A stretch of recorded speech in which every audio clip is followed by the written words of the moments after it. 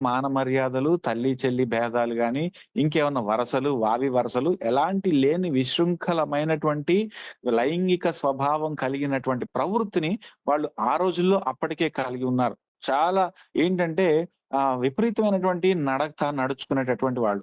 అలాంటి వాళ్ళ మధ్యలో నుండి నేను మిమ్ములను విడిపించి, నేను మీ కొరకు నా సేవకుడైన మోషేని పంపించి నేను తోడుకొనొచ్చాను. కాబట్టి మీరిక ఏమాత్రము గూడా ఐగుప్తు దాస్య గృహమునకు మీరు చెందినవారు కాదు. దాస్య గృహములో మీరు దాసుల వలే ఉన్నారు. దాసులైన వ్యభిచారుల వలే ఉన్నారు. అయితే నేను మిమ్ములను విడిపించుకొని నేను తీసుకొచ్చాను. కాబట్టి మీరిక ఎలా ఉండాలంటే నాలాగా ఉండాలి. నేను మీకు దేవుడని. అందుకనే మీ దేవుడనైన యెహోవాను నేనే అని ఆయన సెలవిస్తూ ఉన్నాడు.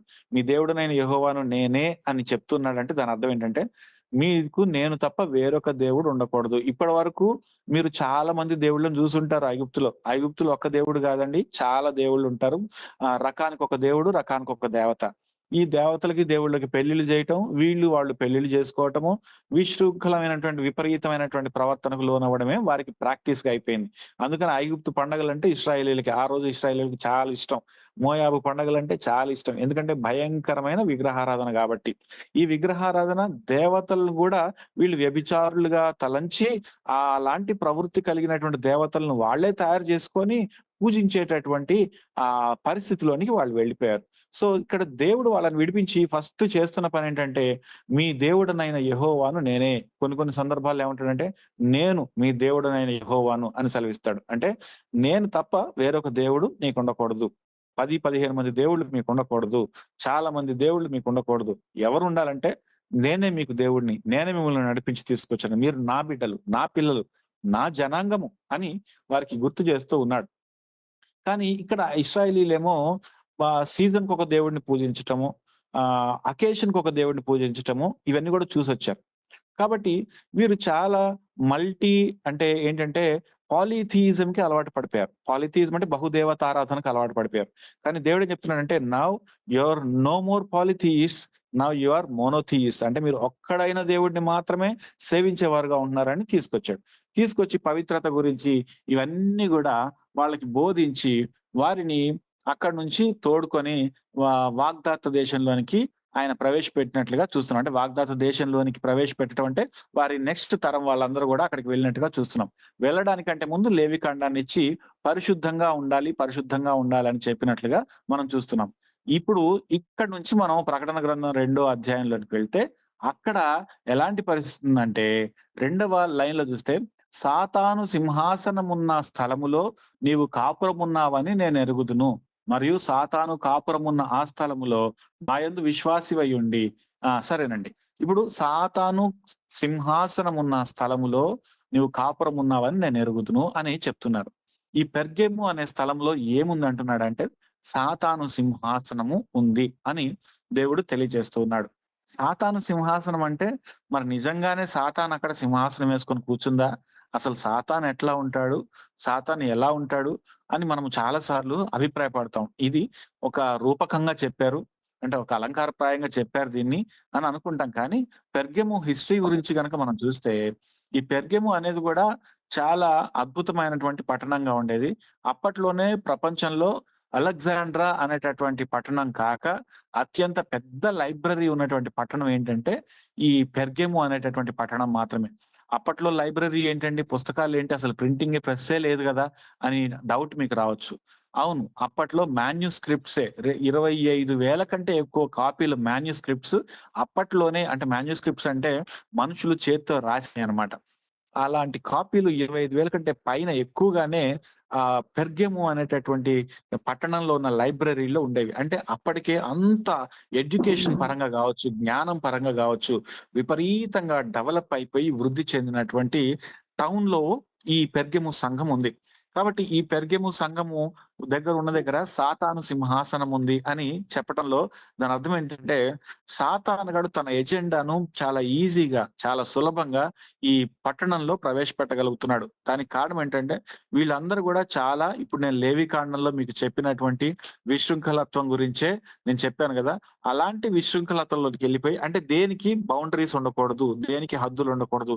హద్దుల్లేని ఆనందం, హద్దుల్లేని అంటే ఏమాత్రం గూడా అవధులు లేని లేని ఆనందం పొందుకోవాలనేటటువంటి కాన్సెప్ట్ తోటి వాళ్ళు చెలరేగిపోయి ఉండేటటువంటి స్వభావము ఆ పట్టణంలో ఉంది.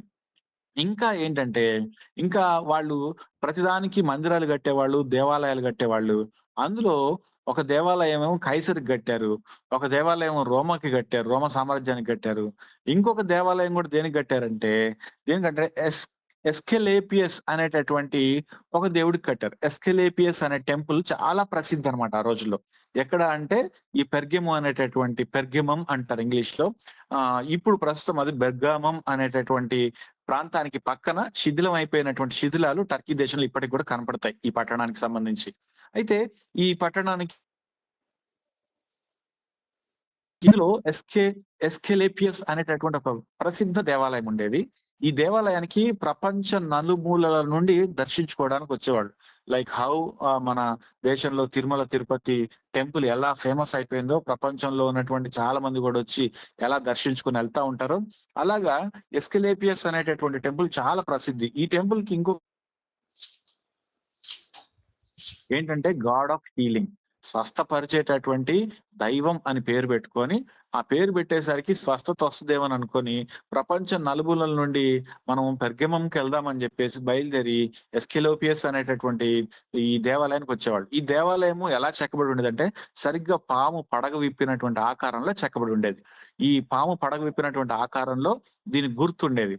ఈ పాము అంటే ఏంటి? పాము అనగానే మనకేంటి వెంటనే గుర్తొస్తదంటే ఆదాము, అవ్వలు ఏదెన్ తోటలో ఉన్నప్పుడు పాము గుర్తొస్తది. కదండీ! పాము గురించి గూడా మనకి చాలా థియాలజీ ఉంది. ఈ పాము మొదట పాకేది గాదు. నడిచేది ఈ పాము. దీని నెత్తి మీద మణి ఉండేది. ఎహెజ్కేలు 37లో చూస్తే ఈ పాము గురించి అంటే సర్పెంట్ అనుంది. మనం దాన్ని పాము అనేసుకుంటున్నాం గానీ సర్పెంట్ వేరు, స్నేక్ వేరండి. సర్పెంట్ ఏంటంటే యాక్చువల్‌గా నడిచేటటువంటి స్వభావం కలిగింది. తర్వాత సర్పెంట్ కాస్త స్నేక్‌గా తయారైంది. కానీ మనం వాడుక కోసం స్నేక్‌నే సర్పెంట్ అంటున్నాం. సర్పెంట్‌నే స్నేక్ అంటున్నాం. కానీ అందుకనే సర్పము బహుయుక్తి గలదై ఉండెను అని మనం ఆదికాండంలో చదువుకుంటాం. ఒకళ్ళు నన్ను ఈ డౌట్ అడిగారు. సర్పము ఎందుకంటే సర్పం గురించి స్పెషల్‌గా చెప్పారు. బహుయుక్తి కలిగింది. సర్పము ఎందుకు అలా సృష్టించబడింది? మిగతా యానిమల్స్ వలె ఎందుకు అది సృష్టింపబడలేదు? ఇది ఎందుకు యూనిక్ వాల్యూస్ తోటి సృష్టింపబడింది అని అడిగారు. యాక్చువల్‌గా ఇక్కడ ఉన్న సర్పం ఏంటంటే, ఈ పడిపోయినటువంటి దేవదూతలలో ఉన్నటువంటి స్వప్నం అంటే సర్పం. అపవాది సర్పం ఇది. అపవాదిగాడు పరలోకం నుంచి నెట్టివేయబడితే వచ్చి ఎక్కడ పడ్డాడంటే భూమి మీద పడ్డాడు. నెట్టి వేయబడినటువంటి ఆ అపవాది, ఆ సాతాను సర్పము, ఆ సర్పముగా ఇక్కడ భూమి మీద సంచరిస్తూ వీళ్ళు ఆదాము, అవ్వలను ప్రభావితం చేశాడు. తర్వాత దేవుడు శపించినప్పుడు ఈ సర్పము నిల్చొని నడుస్తూ నెత్తి మీద మణి కట్టుకొని ఉన్నటువంటి అంత విలువైన మణిని కట్టుకున్నటువంటి ఈ సర్పము ఇప్పుడు ఏమైందంటే పాకటం మొదలుపెట్టింది. అందుకని మీరు గమనించారో లేదో చాలా మంది ఏదో నాగుపాము లోపల అదేదో మణి ఉంటదండి, సమంతక మణి ఉంటదండి అని కొంచెం చెప్తా ఉంటారు. ఈ స్టోరీస్ కూడా ఉన్నాయి కొన్ని. అది ఎట్లా నిజంగానే దీని నెత్తి మీద మణి ఉండేది యాక్చువల్‌గా. మణి ఉంటే మీకు తర్వాత మీరు ఎహెజ్కేలు 37 చదువుకోండి. తర్వాత తెలుస్తుంది. ఆహ్, ఈ సర్పము ఏం చేసిందంటేనండి, సాతానుకు ప్రతినిధిగా ఉంది.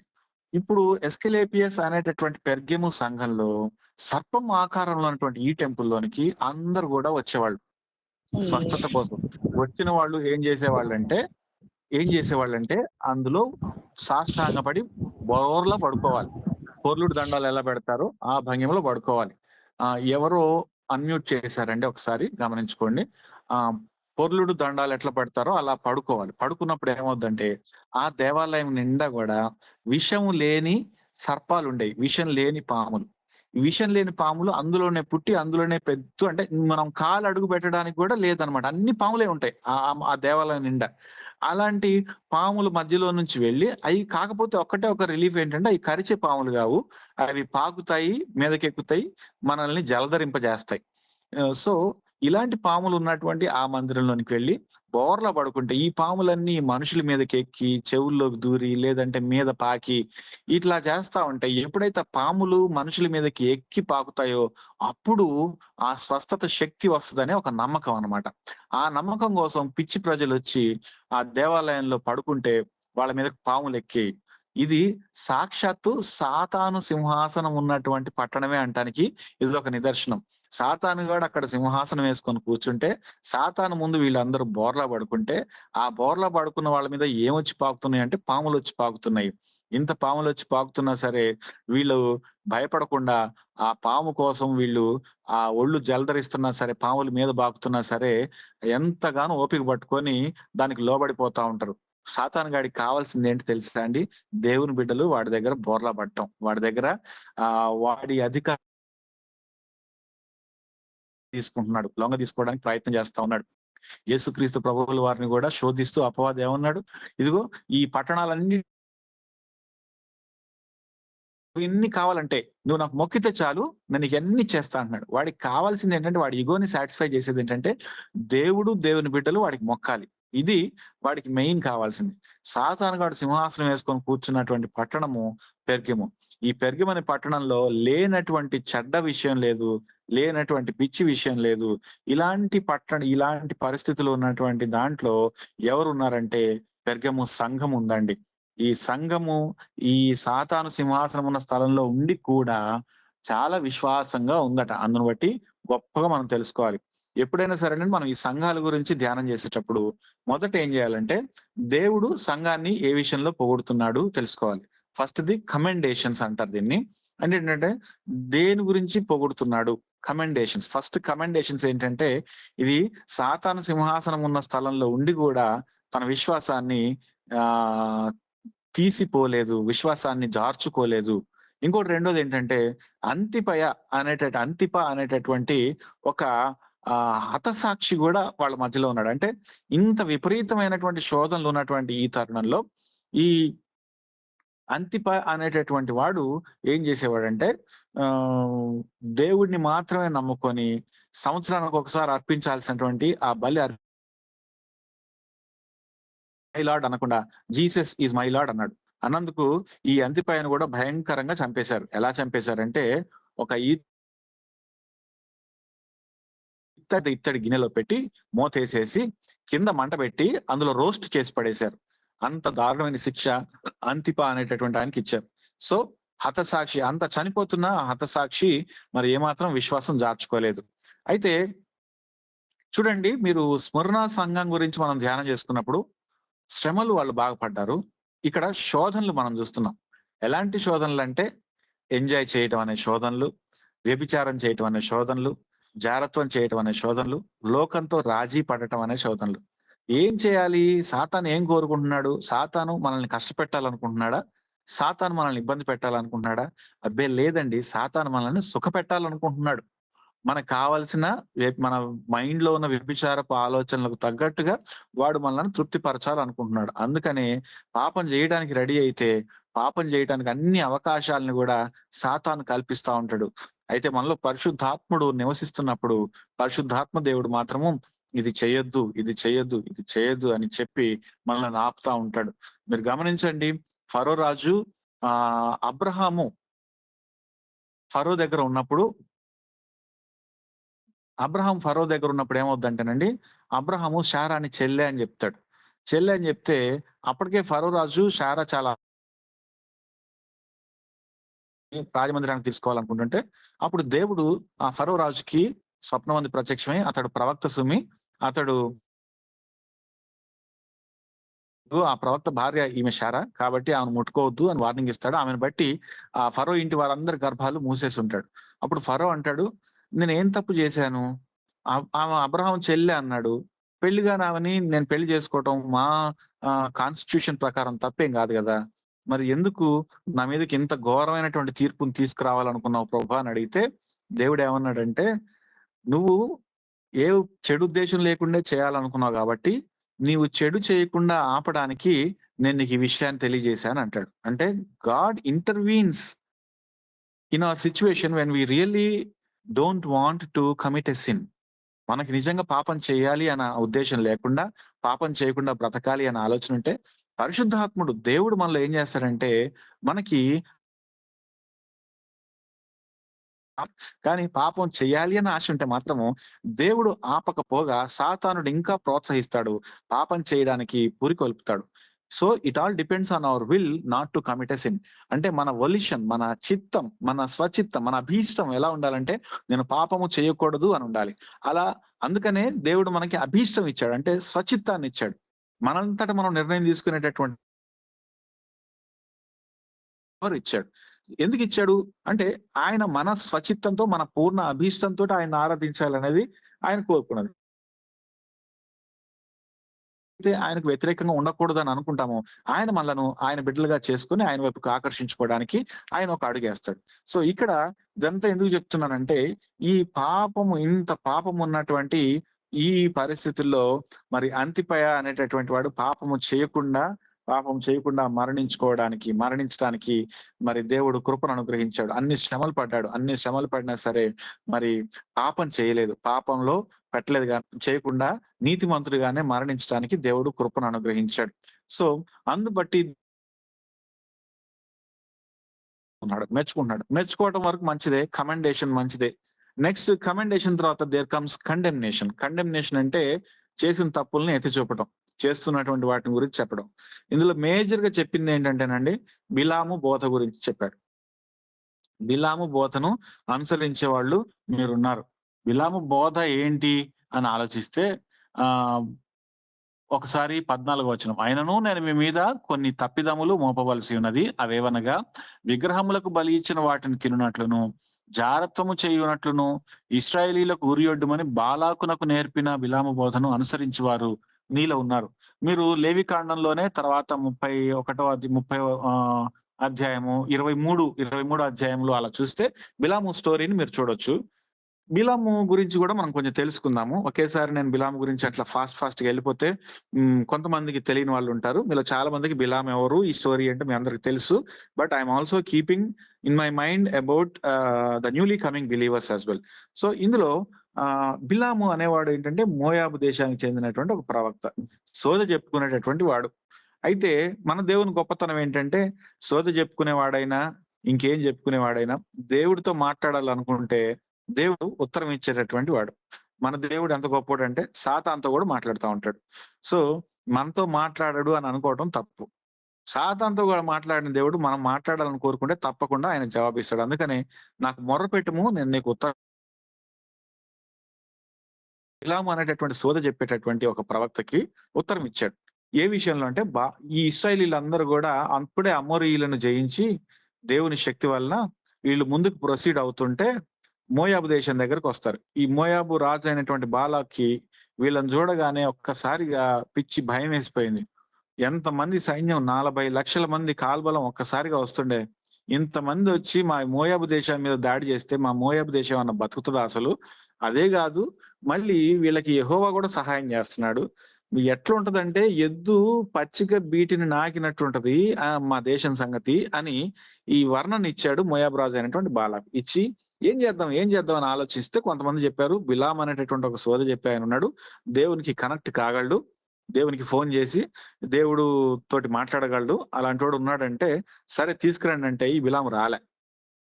ఎందుకు రాలేదంటే బిలాము ప్రార్థన చేసినప్పుడు ఈసారి యెహోవా కనెక్ట్ అయ్యాడు. యెహోవా కనెక్ట్ అయ్యి ఏం చెప్పాడంటే, నా ఇశ్రాయేలీయులందరూ నా ప్రజలు, నువ్వు వాళ్ళని శపించకూడదు సుమి, దీవించాలి అని చెప్పాడు. వెళ్ళాడు. మళ్ళీ ఈసారి రాజే వస్తాడు, దీవించమంటాడు, బాగా బతిమలాడతాడు. సరే మొత్తానికైతే కొంత గందరగోళం తర్వాత శపించడానికి వెళ్తాడు. ఇశ్రాయేలీయులను శపించడానికి వెళ్తే దేవుడు మళ్ళీ శపించనివ్వకుండా దీవించమనే చెప్తాడు, దీవిస్తాడు. రెండోసారి దీవిస్తాడు, మూడోసారి కూడా దీవిస్తాడు. అప్పుడు బిలాం అంటాడు కదా, బాలాక్ అంటాడు కదా, ఇంకా నువ్వు వెళ్ళిపో, నా దగ్గర కనపడకు, నాకు చాలా కోపంగా ఉంది. ముమ్మారు నువ్వు అక్కడ ఇక్కడకు తీసుకుపోమన్నావు, నేను తీసుకెళ్తే ఆఖరికి శపిస్తావు అనుకుంటే పోయి వాళ్ళనే దీవిస్తున్నావు అంటే నేనేం చేయను. నువ్వు నా ఇంట్లో బట్టే అంత బంగారం ఇచ్చినా సరే, వెండి ఇచ్చినా సరే, నేను యెహోవా చెప్పింది కాకుండా వేరేది నీకు చెప్పలేను. నాకు కూడా మనసులో ఇశ్రాయేలుని శపించి మోయాబును దీవించాలనే ఉంది, కానీ దేవుడు ఆ మాటలు నా నోటికి ఇవ్వట్లేదే అని వాపోతాడు. వాపోయినోడు ఉండక ఆ తర్వాత ఏం చేస్తాడంటే, అయితే ఒక్క ప్లాన్ ఉంది. ఏం ప్లాన్ ఉందంటే, నేను శపించటం కాదు ఇశ్రాయేలీయుల్ని, దేవుడే వాళ్ళని మొత్తేటట్టు చేద్దాము. ఏం చేద్దామంటే, దేవుడు రోషం కలిగినటువంటి యెహోవా కాబట్టి నీవు ఇశ్రాయేలీయులందరినీ కూడా జారత్వం చేయడానికి ప్రేరేపించు, వ్యభిచారం చేయడానికి ప్రేరేపించు, విగ్రహారాధన చేయడానికి ప్రేరేపించు. వాసన చూపించగానే వీళ్ళకి అట్రాక్షన్ లోకి వెళ్ళిపోతారు. మందు తాగటం మానేసి కష్టంగా నియంత్రించుకుంటున్నటోడికి ఎక్కడైనా మందు వాసన వచ్చిందనుకోండి, వాడి పరిస్థితి ఎలా ఉంటదంటే వెంటనే పరిగెత్తుకుంటూ వెళ్ళిపోతాడు. కంట్రోల్ చేసుకోలేడు. ఎందుకంటే వాడికి ఆల్రెడీ ఇదివరకు అలవాటు ఉంది కాబట్టి. ఇప్పుడు ఇశ్రాయేలీయుల గురించి ఈ క్లూ ఎవరిచ్చారంటే బిలామ్ ఇచ్చాడు. ఎంత నమ్మకద్రోహి గదండీ! సో, ఈ క్లూ ఇచ్చేసరికి బాలాక్ ఏం చేశాడంటే కొంతమంది మంచి అందమైన స్త్రీలను, జారత్వం చేసే స్త్రీలను ఇశ్రాయేలీయుల మీదకి ఉసిగొల్పాడు. ఇంకేముంది ఇశ్రాయేలీయులకు కావాల్సిందే అది. అప్పటికే చాలా రోజులు యెహోవా స్ట్రిక్ట్‌గా నిబంధనలు పెడితే ఆటిని అనుసరించలేక, మోషే మాట కాదనలేక కష్టపడిపోతున్నారు. ఈలోపుగా ఇశ్రాయేలీయుల మధ్యలోనికి కొంతమంది జారత్వం చేసే స్త్రీలొచ్చారు. అందమైన స్త్రీలొచ్చేసారు. వాళ్ళతోటి వ్యభిచారంలో పడిపోయారు. మునిగిపోయి విగ్రహారాధన చేయటం మొదలుపెట్టారు. వాళ్ళతోటి పండగలు, డాన్సులేయటం అంతా మొదలుపెట్టేసరికి యెహోవాకు కోపమొచ్చి వారిని మొత్తినట్లుగా చూస్తున్నాం. 31 అధ్యాయంలో ఉంటది. ఇప్పుడు చూడండి ప్లాన్ సక్సెస్ అయింది. ఈ దుష్ట ప్లాన్ ఎవరిచ్చారో తెలుసా? బిలామ్ ఇచ్చాడు. అందుకని బిలాము ఏమని బోధ చేస్తాడు బిలాం అంటే, విగ్రహారాధన చేయండి అని బోధ చేస్తాడు. వ్యభిచారం చేయండి అని బోధ చేస్తాడు. పర్వాలేదు, ఇట్స్ ఓకే. మీరు విగ్రహారాధన చేస్తే ఇట్స్ ఓకే అని బోధ చేసేది ఎవరి బోధ అండి? బిలాము బోధ. విగ్రహాలకు ఆహ్, అంటే విగ్రహాలను మీ మనసులో పెట్టుకొని పూజిస్తే పర్వాలేదు, విగ్రహాలకు కాంప్రమైజ్ అయిపోతే పర్వాలేదు అని చెప్పించే బోధ ఎవరిది ఏంటంటే బిలాము బోధ. లేదంటే పర్వాలేదు, ఈ చిన్న పాపమే కదా చేయొచ్చు, వ్యభిచారం చేయొచ్చు, జారత్వం చేయొచ్చు. ఎప్పుడు కూడా అండి వ్యభిచారం చేయొచ్చు అని చెప్పేటటువంటి బోధ డైరెక్ట్‌గా వ్యభిచారం చేయొచ్చు అని ఏం చెప్పరు. వాళ్ళు ఎట్ట చెప్తారో తెలుసా అండి? ఇది చిన్న మానవ కోరికండి. దీని ద్వారా దేవుడు మనలను నరకంలోకి పడేస్తాడా? నేనట్లా అనుకోనండి. కాబట్టి మనము ఎప్పటికప్పుడు దేవునితోటి కనెక్షన్ ఉండాలి. ఇలాంటి మాటలు చెప్తా ఉంటారనమాట. ఏం గాదు, ఈ ఒక్కసారికి జస్ట్ ఆ గుడి ముందు పోయి నిలబడి మీరు జస్ట్ వచ్చేసేయండి. లేదంటే నీ కుటుంబం స్పాయిల్డ్ అయిపోద్ది అని కొంతమంది చెప్తా ఉంటారు. కొంతమంది మరేం పర్వాలేదు, నువ్వు ఇన్ని రోజులు నీకు బొట్టు పెట్టుకునే అలవాటు లేకపోయినా, ఇంకేదో చేసే అలవాటు లేకపోయినా ఏముంది, నువ్వేమన్నా మనసుతోటి ఆరాధిస్తున్నావా? పొయ్యి ఆ విగ్రహాల ముందు నిలబడి నువ్వు పలానా విధంగా చెయ్యి. మీ ఆయన పక్కన కూర్చో. ఏం తప్పయిపోయింది అని బోధిస్తా ఉంటారు. ఇయన్నీ ఏం బోధలండి అంటే, ఇదిగో బిలాము బోధలు. కానీ ఇక్కడ కొంతమందేమో ఇంత చక్కగా ఇప్పుడే చెప్పాడు గదండీ! సాతాను సింహాసనం ఉన్న స్థలంలో కూడా నీవు విశ్వాసంగా ఉన్నావు, నమ్మకంగా ఉన్నావు అని జెప్పి, ఇప్పుడే మళ్ళీ బిలాము బోధనలు అనుసరిస్తున్నారేంటి అని అనుకోవచ్చు మీరు. అయితే సంఘము అంటే ఈరోజు గూడా మీరు చర్చిలో చూస్తే కొందరేమో బాగా ప్రార్థన చేసే మంచి భక్తి పరులుంటారు. కొందరేమో వాక్యం స్టార్ట్ అవ్వగానే చర్చి నుంచి బయటికి పోయి చర్చి కాంపౌండ్‌లో ఉన్న చెట్టు కింద కూర్చొని పాన్లు నమిలేటోళ్ళు గూడా కొంతమందుంటారు. ముఖ్యంగా మెయిన్ లైన్ చర్చిలకెళ్ళే అనుభవం ఉన్నోళ్ళకి బాగా తెలుస్తది. ఈ బ్యాచ్ అందరూ ఎప్పుడు తయారవుతారంటే కేరళస్‌కెళ్ళేటప్పుడు తయారవుతారు. కేరళస్‌కెళ్ళేటప్పుడు మందుల కేసులు కనపడతాయి. కేరళస్‌కెళ్ళేటప్పుడు వీళ్ళ దురలవాట్లన్నీ కనపడతాయి. అయినా సరే ఈ చర్చ్ కమిటీ మెంబర్‌లు ఉంటారు చూసారా? మరి వీళ్ళు వీటిని ఆపరు. కొన్ని కొన్ని సందర్భాల్లో వీళ్ళే కమిటీ మెంబర్‌లు. అయితే ఇప్పుడు దేవుడు డైరెక్ట్‌గా ఏందంటున్నాడంటే, సంఘంలో సంఘాన్ని కంట్రోల్ చేయగలిగే బాధ్యత ఉండి, అయినప్పటికిని నువ్వు దేన్ని ప్రోత్సహిస్తున్నావంటే, నువ్వు విగ్రహారాధన చేయొచ్చు, జారత్వం చేయొచ్చు అని ప్రోత్సహిస్తున్నావు. అంటే విగ్రహారాధన, జారత్వం అంటే కేవలం అంతటితోటే కాదండి. వాళ్ళింకా చాలా చేశారు. పెద్ద లిస్ట్ ఉంది. అందులో ఏముంటదంటే మద్యం సేవించడం ఉంటది, పాన్లు, పాన్ పరాగులు తినడం ఉంటది, సిగరెట్లు తాగటం ఉంటది. ఇయన్నీ గూడా ఉంటాయి. ఈరోజు మనం ఒకసారి చూద్దాం. మన సంఘాల్లో మనం ఉండి గూడా అలాంటి వాళ్ళు నాయకత్వంలో ఉండడాన్ని చూసి మనం ఏం చేయలేకపోతున్నాం. అంటే ఏం చేస్తున్నాం అంటే మనం రాజీ పడిపోతున్నాం. కొన్ని సార్లు వాళ్ళే మన ఇంటికొచ్చి ప్రార్థన చేసేటటువంటి దుస్థితి గూడా మనం చూస్తా ఉంటాం. అప్పటి వరకు పాన్ నమిలి ఊసేసొచ్చి మన ఇంట్లో ప్రార్థన చేస్తారు. ఎందుకంటే కమిటీ మెంబర్ అండి, ఎందుకంటే సంఘ పెద్దండి అనేటటువంటి సందర్భాలు గూడా మనం చూస్తా ఉంటాం. ఆయన తాగుతాడు గానీ సీక్రెట్‌గా తాగుతాడండి. లోపల తాగుతాడు. సీక్రెట్‌గా తాగుతాడని బయటికి మీకు తెలిసినప్పుడు ఇంకది that is not secret anymore. So, అందరికి తెలుసు. అంటే చూడండి, మీరు దేవుని బిడ్డలమని చెప్పుకొనుచు, దేవుని బిడ్డల రంగులో ఉన్నటువంటి బిలాము బోధన అనుసరించేటటువంటి వాళ్ళు. దేవుడు అలాంటి వాళ్ళ గురించి ఈరోజు ఏం చెప్తున్నాడో తెలుసా అండి? మూడోది కమాండ్. మొట్టమొదటిది కమెండేషన్స్ అంటే మెచ్చుకోలు. రెండోది కండెమ్నేషన్ అంటే ఖండన. మూడోది కమాండ్. ఏమంటున్నాడంటే మారు మనసు పొందు. It's a warning, deadly warning ఇస్తున్నాడు దేవుడు. మారు మనసు పొందమని చెప్తున్నాడు. ఎవరికి చెప్తున్నాడు? ఈ బిలాము బోధ, నికొలాయితుల బోధ అనుసరించేవాడు. నికొలాయితుల బోధ గురించి డాడీ చెప్పారు కాబట్టి నేను దాన్ని టచ్ చేయడం లేదు. మరి తర్వాత సందర్భం వస్తే మళ్ళీ మాట్లాడుకుందాము. ఈ బిలాము బోధ గురించి ఇలాంటి బోధ నువ్వు అనుసరిస్తున్నారు మీరు. బిలాము అనేటటువంటి ఒక దుష్టుడు వచ్చి ఇలా చేయమని మీకు తప్పుడు బోధ చెప్తే, ఈ తప్పుడు బోధ మీకు నచ్చింది కాబట్టి, ఈ బోధనే సరైందనుకోని మీరందరూ కూడా ఇష్టపడి దీన్ని అనుసరిస్తున్నారు. చూడండి, ఏదైనా చర్చి మిమ్మల్ని బాగా కంఫర్ట్‌గా ఉండేలా చేస్తుందంటే, ఆ చర్చి గురించి మీరు ఒకసారి ఆలోచించండి. బిలాము బోధన అనుసరిస్తుందేమోనని ఒకసారి ఆలోచించండి. నేను స్పెసిఫిక్‌గా ఏ చర్చిల గురించి నేను మాట్లాడను. కానీ, ఈ రోజుల్లో చర్చిలు ఎలా ప్రవర్తిస్తున్నాయంటే, జనాల్ని ఆకర్షించాలి గదండీ! తప్పదండి. మరి ఆహ్, ఆకర్షించాలంటే చర్చిలో ఏముండాలి? కేవలము మంచిగా వాక్యం చెప్తే సరిపోద్దా? ఎవరొస్తారండి? ఆ పాస్టర్ గారు, ఆయన పెద్దాయన, ఆయన వాక్యం చెప్తే అంతా బోర్ కొడుతుందండి. వాక్యం వినడానికి ఎవరొస్తారండి? 4 డాన్సులుండాలి. ఆ! మంచి మంచి ఆర్కెస్ట్రాలుండాలి. ఇయన్నుంటేనే మరి జనాలొస్తారు. అందుకని మనం గూడా పెడదాం. మన క్రిస్మస్‌కి ఆర్కెస్ట్రాలు పెడదాము, డాన్సులు పెడదాము. ఆ డాన్సులు గూడా ఇప్పుడు ఎలా ఏస్తున్నారో ఏంటో అన్నది గూడా చూడకుండా అవన్నీ గూడా సినిమా పాటల స్టైల్‌లో ఉండేలా పెడదాం. ఎందుకంటే after all we are encouraging people to come and attend the service so that we can share the gospel with them అని అంటున్నారు గానీ, మనం ఏం చేస్తున్నామంటే లోకానికి వాక్యం చెప్పడానికి లోకంలాగా తయారైపోతున్నాం. లోకాన్ని చర్చిలోనికి తీసుకొస్తున్నాము. ఇదే బిలాము బోధ. బిలాము చేసింది అదే. ఇప్పుడు దేవుడు వీళ్ళని శపించడు. ఎందుకంటే వీళ్ళని ప్రేమిస్తున్నాడు. కానీ వీళ్ళని శపించాలంటే ఏం చేయాలి? వీళ్ళతోటి తప్పు చేయించాలి. తప్పు ఎలా చేస్తారు అంటే, వీళ్ళకి ఏది ఇష్టమో దాన్ని చర్చిలోనికి ప్రవేశపెట్టాలి. అది బయటిదై ఉండాలి గానీ, చర్చిలోనిది అన్నట్టుగా దానికి టైటిల్ ఇవ్వబడ్డాలి. ఈరోజు ఏం తేడా ఉంది చెప్పండి? క్రైస్తవులు గూడా పబ్బుల్లో కనపడుతున్నారు. క్రైస్తవులు గూడా క్లబ్బుల్లో కనపడుతున్నారు. క్రైస్తవులు గూడా తాగి కనపడుతున్నారు. ఇదే క్రైస్తవులు చర్చ్‌కొచ్చేసి సంఘ పెద్దలుగా చెలామణి అవుతున్నారు.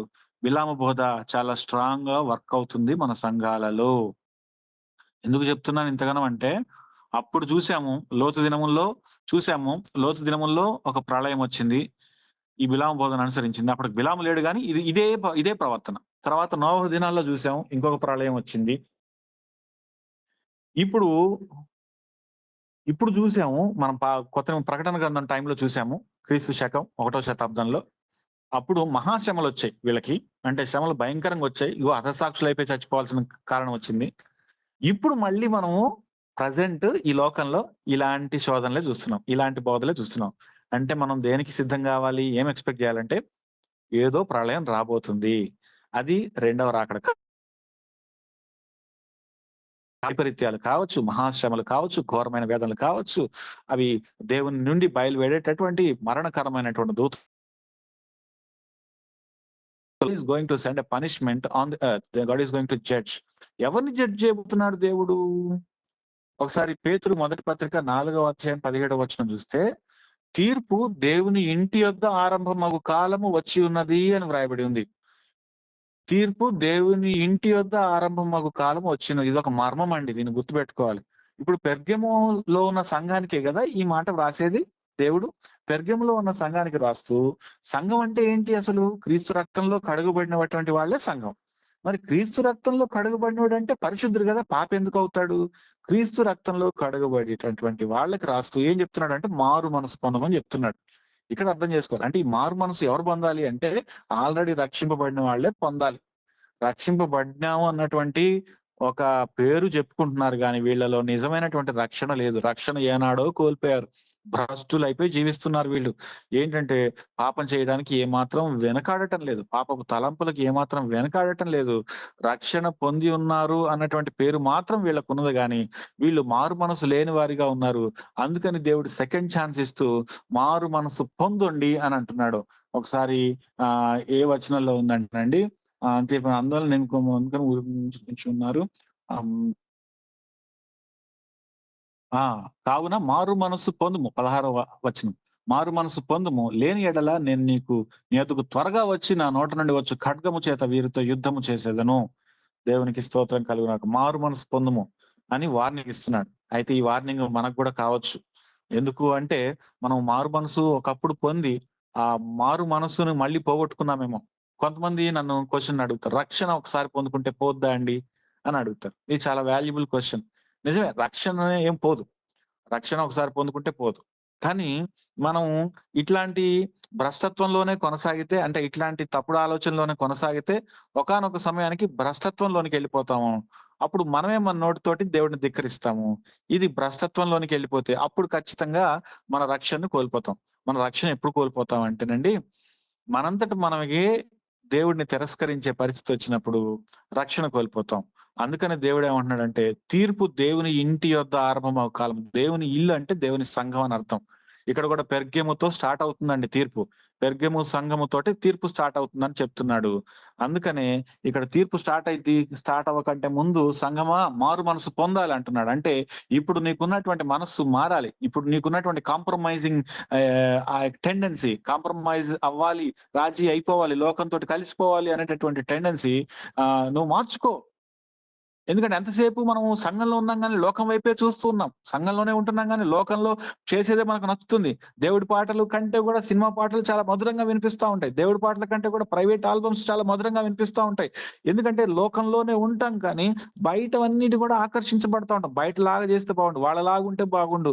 ఇదే మన దృష్టి. అందుకనే గదండీ మోషే, అహరోన్లు కొండ మీదకి ఎక్కగానే వీళ్ళందరూ ఛీ! ఈ దేవుడు ఏం చెప్పాడంటే, నేను ఆత్మరూపిని, నన్ను ఆరాధించేవారు ఆత్మతో సత్యంతో ఆరాధించమన్నారు గానీ, మనకి ఆరాధించడానికి ఏదైనా ఆబ్జెక్ట్ లేకపోతే ఎలాగండి అని అనుకోని వెంటనే దూడను తయారు చేసుకున్నారు. ఐగుప్తులు ఎలా మొక్కటం మొదలుపెట్టారో అలా మొక్కటం మొదలుపెట్టి ఇక వాళ్ళ దగ్గరున్న మ్యూజిక్ ఇన్‌స్ట్రుమెంట్ అన్నీ తీసుకొని మంచిగా ఎగురుకుంటా, డాన్స్ చేసుకుంటా ఆ విగ్రహాలకు మొక్కినప్పుడు వీళ్ళు ఎలా ఊరేగింపులు చేసేవాళ్ళో అలాగే చేస్తున్నారు. మీరు ఈ రోజు కూడా బయట విగ్రహారాధన చేసేటటువంటి వాళ్ళ ఊరేగింపులు చూడండి. ఎంత ఏవగింపుగా ఉంటాయో మీరు గమనించండి. వాళ్ళు తాగి ఎగురుతారు. తాగి తందనాలాడతారు. ఈరోజు రాత్రి వాడు తాగి మొదలుపెడితే 2 రోజుల తర్వాత కూడా దాకా కూడా ఎగురుతానే ఉంటాడు. ఆ ఎగరటానికి శక్తి ఎక్కడి నుంచి వస్తుందంటే వాడు తీసుకునే డ్రగ్ నుంచి వస్తుంది. సో, ఇవన్నీ గూడా ఎవరు జేశారంటే ఇశ్రాయేలీయులు జేశారు. ఎప్పుడు అంటే అహరోను, మోషేలు కిందకి దిగొచ్చేటప్పటికి ఇదే జరుగుతోంది. ఏంటి నాకు సంగీతంలాగా వినపడుతుందేంటి అంటున్నాడు మోషే. వచ్చి చూస్తే ఏముంది దూడను చేసుకున్నారు. దూడకి మొక్కుతూ ఉన్నారు. డాన్స్‌లేస్తున్నారు, ఎగురుతున్నారు. ఇష్టం వచ్చిన విగ్రహారాధనలో ఉన్నారు. అందుకని తీర్పు ఎక్కడి నుంచి మొదలవుతుందంటే దేవుని ఇంటి యొద్ద ఆరంభమో కాలమొచ్చింది. మారు మనసు పొందాలి. అయితే ఎవరైతే విశ్వాసంగా ఉండి మారు మనసు మరి పొందుతారో, అంటే ఎవరైతే తన యొక్క రక్షణను కోల్పోకుండా గట్టిగా పట్టుకొని గడగడలాడుతూ కొనసాగిస్తారో, వాళ్ళకి దేవుడు 3 బహుమానాలు ఇస్తానంటున్నాడు. This is going to be the last point of this session. మొట్టమొదటిదేంటంటే మరుగయ్యున్న మన్నాని ఇస్తానంటున్నాడు. ఏంటి మరుగయ్యున్న మన్నా? హ్మ్. మరుగయ్యున్న మన్నా అసలు మన్నా అంటే ఏంటో మనకు తెలుసు. ఇశ్రాయేలీయులను పోషించినటువంటి ఆహారం. అంటే శత్రువులు చుట్టూ ఉండగా, అరణ్యం చుట్టుముట్టి ఉండగా, ఏ సోర్స్ లేనప్పుడు ఇశ్రాయేలీయులకు దేవుడు తానే తండ్రిగా ఉండి, తానే పోషకుడుగా ఉండి, పరలోకము నుండి మన్నాను కురిపించాడు. ఈ మన్నా అనేదేంటంటే, ఒక కొత్తిమీర గింజల్లాంటివి ఉంటది. తేనె కలిపినటువంటి అపూపం వలె ఉంటుంది. అంటే ఒక హనీ బ్రెడ్ లాంటి టేస్ట్ ఇచ్చేటటువంటి ఒక మంచి ఫుడ్‌ని దేవుడిచ్చాడు. కొన్ని రోజుల్లో ఇంకా వీళ్ళకి మన్నా నిలిచివేయబడికేటప్పుడు దేవుడేం చెప్తాడంటే, ఇది తర్వాత తరాలకి కూడా మరి ఈ మన్నా ఎలా ఉంటదో తెలియాలి కాబట్టి మీరు కొంచెం మన్నాను జార్‌లోనికి తీసుకొని ఒక పాత్రలోకి పెట్టుకొని దాన్ని నిబంధన మందసం లోపల పెట్టండి. అది మీ పిల్లల పిల్లలకు గూడా అది గుర్తుగా ఉండడానికి అది ఎప్పుడు అట్లాగే ఫ్రెష్‌గా ఉంటది అని చెప్పేసి మన్నాను అందులో ఉంచినట్లుగా మనం చూస్తూ ఉన్నాం. సో, అప్పట్లో మన్నా అంటే ఏంటంటే, ఇశ్రాయేలీయులకు దేవుడిచ్చినటువంటి ఆహారము. ఎప్పుడైతే వాళ్ళు వాగ్దాన భూమిని ప్రవేశించారో, ఆ మన్నా ఆగిపోయింది. ఇప్పుడు దేవుడేమంటున్నాడంటే, మరుగు చేయబడిన మన్నా అంటే అప్పుడు ఆగిపోయినటువంటి మన్నాను నేనెవరికిస్తానంటే, ఎవరైతే జయిస్తారో వాళ్ళకి నేనిస్తాను. ఆ రోజు అది పరలోకపు ఆహారము. ఆ రోజు ఆగిపోయిన మన్నా జయించే వారికి నేనిస్తాను. మన్నా అంటే ఎవరో కాదు, యేసుక్రీస్తు ప్రభువుల వారే. మన్నా అంటే జీవాహారము నేనే అని సెలవిచ్చాడాయన. అంటే ఆహారము. వారికి ఆ రోజు సజీవంగా ఉండడానికి, వాళ్ళ కడుపు నింపుకొని బతకడానికి అవసరమైనటువంటి భౌతికపరమైన ఆహారం మన్నా అయితే, మనము నిత్య జీవంలోనికి వెళ్ళడానికి, నిత్యము సజీవులుగా ఉండడానికి, మన ఆత్మకు అవసరమైన ఆహారము యేసుక్రీస్తు ప్రభువుల వారు. అందుకని జీవాహారమైనటువంటి ఆయన్ను సేవిస్తే, పునరుద్ధానమును, జీవమును నేనే అని సెలవిచ్చినటువంటి ఆయన్ను సేవిస్తే, మనము నిత్య జీవం పొందుతాము. అంటే ఇండైరెక్ట్‌గా ఏం చెప్తున్నాడంటే, ఈ ఎవరైతే గూడా ఈ పాపం చేయకుండా, ఇందులోనికి లోనైపోకుండా ఉంటారో వాళ్ళు మంచిగా యేసుక్రీస్తుని తన స్వాస్థ్యముగా పొందుకుంటారు. వాళ్ళు నిత్యము జీవిస్తారని చెప్తున్నాడు. రెండవది తెల్ల రాతినిత్తును అంటారు. తెల్ల రాతి అన్నది ఆ రోజుల్లో ఈ రోమాలో అన్నిటిని జయించుకొని అందరిని దాటుకొని వచ్చినటువంటి చాంపియన్‌కి ఇచ్చేటటువంటి బహుమతి వైట్ స్టోన్ అన్నమాట. ఈ వైట్ స్టోన్ 2 సందర్భాల్లో ఇచ్చేవాళ్ళు. ఒకటేమో ఈ కాంపిటీషన్స్ అన్నిట్లో ఆటల్లో పోటీలన్నిట్లో గెలిచిన వాళ్ళకి ఇచ్చేవాళ్ళు. రెండోది కోర్ట్ కేస్‌లో గూడా గెలిచినటువంటి వాళ్ళకి ఇచ్చేది వైట్ స్టోన్. ఇది ఎలా ఇచ్చేవాళ్ళంటేనండి ఇప్పుడు కొన్ని నిందలు పడ్డాయి. ఇప్పుడు ఫలానా పాల్ ప్రశాంత్ మర్డర్ చేశాడు అని ఒక అక్యూజేషన్ వచ్చింది. కోర్టుకి తీసుకెళ్లారు, కొన్ని రోజులు జైల్లో వేశారు, అది చేశారు, ఇది చేశారు. నా తరపున లాయర్ని పెట్టుకుంటే అంత వాదించిన తర్వాత నా మీద నేరాలు మోపారు, అది మోపారు, ఇది మోపారు, అంతా అయిపోయిన తర్వాత చాలా రోజులు ఇదంతా జరిగిన తర్వాత ఏమైందంటే, ఇప్పుడు కోర్టుకి ఏం తెలిసిందంటే, ఎంత పరిశోధించిన తర్వాత ఈ హత్య పాల్ ప్రశాంత్ చేయలేదు, పాల్ ప్రశాంత్ నిర్దోషి అని తెలిసింది. ఇప్పుడు కానీ బయట ఏమనుకుంటా ఉంటారండి పాల్ ప్రశాంత్ గురించి అంటే, పాల్ ప్రశాంత్ కోట్ల చుట్టూ తిరుగుతున్నాడు, హత్య చేశాడట అని అనుకుంటారు. అంటే ఇప్పుడు నాకు ఆల్రెడీ చెడ్డ పేరు వచ్చేసింది. హత్య చేశాడు, ఓయ్ హత్య చేసినందుకు కోర్టుకెళ్ళింది నువ్వేనా? ఆ కోర్టు తీర్పు ఏం వచ్చింది అన్నది ప్రజలకు అవసరం ఉండదు. కానీ కోర్టు చుట్టూ తిరుగుతున్నాడు అన్నది మాత్రం అవసరం వస్తుంది. సో దాన్ని చూసి మనల్ని డిఫేమ్ చేస్తా ఉంటారు. అంటే మంచోళ్ళు కాదని ముద్రేస్తా ఉంటారు. అయితే కోర్టు దీనికి ఏం చేసేదంటే, ఆ రోజు న్యాయస్థానం, ఇన్ని రోజులు మరి నువ్వు కోర్టు చుట్టూ తిరిగిందనుకు నీకు ఒక చెడ్డ పేరు వస్తుంది. అయితే ఆ చెడ్డ పేరు నీకు రాకుండా ఉండాలంటే, ఇదిగో నీకు ఈ వైట్ స్టోన్ ఇస్తున్నాం. ఏంటంటే తెల్ల రాయి. ఈ తెల్ల రాయి ఏం చెప్తుందంటే, ఎవరైనా నువ్వు ఇంతకీ కోర్టు కేసు ఏమైందిరా, నువ్వు నిజంగా దోషం చేసావా లేదా అంటే నువ్వేం చూపించాలి? ఈ తెల్ల రాయి చూపించాలి. తెల్ల రాయి చూపిస్తే ఏంటంటే, నేను నిర్దోషిని, నా మీద పడినవన్నీ నిందలు మాత్రమే, అవన్నీ కూడా న్యాయస్థానము కొట్టివేసింది. సో ఇక మీదట మీరు నన్ను దోషిగా చూడకూడదు, నేను నిర్దోషిని. Because I'm having a white stone given by the court in my hand. కాబట్టి దేవుడు ఏమంటున్నాడంటే, తెల్ల రాతిని ఇస్తానంటున్నాడు. తెల్ల రాతిని మనం తీసుకుంటే మనకేమవుద్దో తెలుసా అండి? దేవుని దగ్గర నుంచి మనం ఇదివరకు చేసినటువంటి పాపాలు, తప్పులు, మన గురించి చాలా మంది అలాంటిది, ఈమెలాంటిది, ఆయన అలాంటోడు, ఈయన ఇలాంటోడు అని చాలా మాట్లాడుకుంటారు కదా! అయితే పరలోకంలో దేవుడు మనకి తెల్ల రాతిని ఇస్తే దాని అర్థం ఏంటంటే, అయన్నీ అబద్ధాలు, యేసు రక్తం వాటన్నిటిని కొట్టివేసింది. ఇప్పుడు మేము నిర్దోషులం, ఇప్పుడు కాదు ఎప్పటికీ నిర్దోషులం. మా దేవుడు మా పాపములను తూర్పు నుండి పడమటికి ఎంత దూరమో అంత దూరము చేసి ఉన్నాడు కాబట్టి మేము దోషులము కాము గాని నిర్దోషులము. Look into this white stone అని మనం చూపించొచ్చు. మూడవదిగా కొత్త పేరు ఇస్తాడు. ఆ రాతి మీద కొత్త పేరు రాసి ఉంటాడు. ఇన్ని రోజులు లోకం మనల్ని ఏమని పిలుస్తుంది? పాపి అని పిలిచింది, ఉన్మాది అని పిలిచింది, లేదంటే పిచ్చి భక్తుడు అని పిలిచింది. పిచ్చి భక్తురాలు ఆవిడ ఏంటంటే ఊరికే ప్రేయర్కి వెళ్తే, ఓ పెద్ద సోదండి, పెద్ద బోరింగ్ క్యారెక్టర్ అండి, లేదంటే ఆమె అలాంటిదండి, వాళ్ళతో క్లోజ్ గా మాట్లాడుతున్నదండి, లేదంటే ఆయన అలాంటోడండి, ఇలాగ రకరకాల మాటలు. మనల్ని కొంతమంది చూసి వేపిచారి అని పిలిచుండొచ్చు, మనల్ని కొంతమంది చూసి లోబి అని పిలిచుండొచ్చు, పిచ్చోడు అని పిలిచుండొచ్చు, లేదంటే రకరకాల పేర్లు, పిచ్చి పిచ్చి పేర్లని పెట్టి పిలిచుండొచ్చు. కానీ దేవుడు ఏమంటున్నాడంటే, ఎవరైతే వీటన్నిటిని జయిస్తారో ఆ రాతి మీద కొత్త పేరు ఉంటది. That is the special identity I'm going to give to my son. ప్రత్యేక గుర్తింపును నేను పిలుచుకుంటాను. నేను నిన్ను పేరు పెట్టి, నాకు నిన్ను ఏమని పిలవాలనిపిస్తుందో నా కుమార్తెను అలా పిలుచుకుంటాను. ఇప్పటి వరకు మనల్ని ఈ భూమి మీద మంచిగా అందరూ కూడా పిచ్చిగానే పిలిచుండొచ్చు. ఒక పిచ్చోడుగా పుట్టాం అనుకోండి, మనల్ని అందరూ పిచ్చోడు పిచ్చోడు పిచ్చోడు అని పిలుస్తారు. కానీ పిచ్చోడు పరలోకి వెళ్ళిన తర్వాత దేవుడు పిచ్చోడికి ఇచ్చినటువంటి తెల్ల రాతి మీద ఏమని రాస్తాడంటే, నా కన్నా అని రాస్తాడు. అంటే ఎగ్జాంపుల్ చెప్తున్నాను, నా చిట్టి కన్నా అని రాస్తాడు. ఇప్పుడు దేవుడు ఈ పిచ్చోడిని ఏమని పిలుస్తున్నాడంటే, నా చిట్టి కన్నా. This is the new name. ఇది కొత్త పేరు. దేవుడు ఎంత ముద్దుగా మనల్ని పిలుస్తున్నటువంటి, నా చిట్టి కన్నా, నా బంగారం అని పిలుస్తాడు దేవుడు. సో మనని లోకము పిచ్చిగా చూసినా సరే, దేవుడు మనకు కొత్త పేరు తెలిసి, పర్సనలైజ్డ్ నేమ్, ఆయన మనలను ఏమని పిలవాలనుకుంటున్నాడో ఆ పేరు పెట్టి పిలుస్తాడు. అంతకంటే ఆదరణ ఏం కావాలండి మనకి? కాబట్టి ఈ సంఘం గురించి తెలుసుకునేటప్పుడు మనం ఇవన్నీ తెలుసుకోవడానికి దేవుడు గొప్ప అనుగ్రహించాడు. ఇది ఇంకా 2, 3 సెషన్లు అయినా సరే ఇందులో కంటెంట్ ఇంకా చాలా ఉంటది. ఎందుకంటే డీటెయిల్డ్ గా మనం ఒక్కొక్క దాని బ్యాక్‌గ్రౌండ్ తెలుసుకుంటూ వస్తేనే బాగుంటది. But for time being I'm closing with this. దేవుడు మరి ఈ కమెండేషన్స్, కండెమ్నేషన్స్, కమాండ్, ఇంకా లాస్ట్ కమిట్మెంట్ ఏంటంటే, మనకి ఇస్తానంటే వాగ్దానం చేసింది మరుగైన మన్నా ఇస్తానంటున్నాడు, తెల్ల రాతిని ఇస్తానంటున్నాడు, కొత్త పేరు ఇస్తానంటున్నాడు. ఆ విధంగా ఇవ్వాలని కోరుకుందాం. అయితే ఇప్పుడు నేను మరుగయ్యున్న మన్నా గురించి, తెల్ల రాతి గురించి, కొత్త పేరు గురించి నేను మీకు ఏవైతే చెప్పానో, ఇవి ఖచ్చితంగా ఇలాగే ఉంటుందని అనుకోవడానికి లేదండి. ఇది నేను తెలుసుకున్నటువంటి వ్యాఖ్యానం మాత్రమే.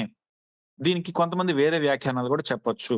As long as we are in line with the God's purpose, మనము దేవుని అసలైన ఉద్దేశం ప్రకారం మన ఇంటర్ప్రిటేషన్ ఉన్నంత వరకు దీంట్లో మనకు తప్పు పట్టాల్సిన అవసరం లేదు. కానీ దీనికి వేరే భావం కూడా ఉండి ఉండొచ్చు. దీనికి ఇంకా వేరే అంతరార్థం కూడా ఉండి ఉండొచ్చు. ప్రస్తుతానికి దేవుడు మనకి ఇచ్చినటువంటి నాలెడ్జ్ ని బట్టి మనం అర్థం చేసుకోగలిగింది ఈ రోజు విన్నాము.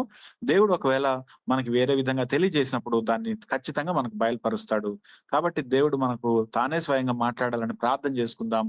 అటువంటి కృపాధన్యత దేవుడు మనందరికీ దయచేయును గాక. ఆమేన్. ఆమేన్. దేవునికి స్తోత్రం కలుగును గాక. దేవుడు అనుగ్రహించిన ఈ మంచి వర్తమానాన్ని బట్టి దేవునికి కృతజ్ఞతలు చెల్లిస్తా ఉన్నాను. ఈరోజు పెర్గమా గురించి మనం మరి తెలుసుకుని ఉన్నాం చక్కని మాటలతో. మరి ఈ రోజు కాక మరి రేపు మనం ఒక డిస్కషన్ మనకి ఎల్లుండి జరుగుతుంది. ఆ డిస్కషన్ లో వీటన్నిటిని కూడా మళ్ళీ మనం చెప్పుకోవటం జరుగుతుంది. కాబట్టి మనకు ఆఖరిగా మనకి మరి మంచి టైటిల్స్ మనం తెలుసుకున్నాం. తెల్లరాతి నిత్తును, మరి మన్నానిస్తును జయించు వారికి మన్నా ఇవ్వబడుతుంది. మరి అవమాన భరితులైనటువంటి వారు మరి అన్ని తీర్పు సమయంలో మరి తెల్లరాతి నిర్దోషిగా మరి ఎంచబడుతున్నట్టుగా, అట్లాగనే ఒక కొత్త పేరు ఈ లోకంలో ఎన్నో పిచ్చి పిచ్చి పేర్లతో మనల్ని అవమానించిన అప్పటికి కూడా మరి దేవుడు మనకు ఒక కొత్త పేరు కన్నా, బుజ్జి, ఇంకెన్నైనా దేవుడు మనకు పెట్టుకోవచ్చు. ఇటువంటి పేర్లకన్నిటికీ అర్హులం కావాలంటే మనం క్రీస్తు రక్తములో కడగబడి నిర్దోషులముగా ఎంచబడాలి, ప్రార్థన పూర్వకంగా జీవించాలి. దేవునికి స్తోత్రం. చెప్పబడిన వాక్యాన్ని బట్టి దేవునికి వందనాలు చెల్లిస్తూ మరి ప్రశాంత్కి మా శుభములను ఈ ఆన్లైన్ తరపున అందరి తరపున మా శుభములను తెలియజేస్తా ఉన్నాను. దేవుడి చిత్తం అయితే మరి రేపు కూడా మాట్లాడతారని మేము ఆశపడతా ఉన్నాం. అట్లాగే మరి ఈ వాక్యాన్ని జ్ఞాపకం చేసుకుందాం.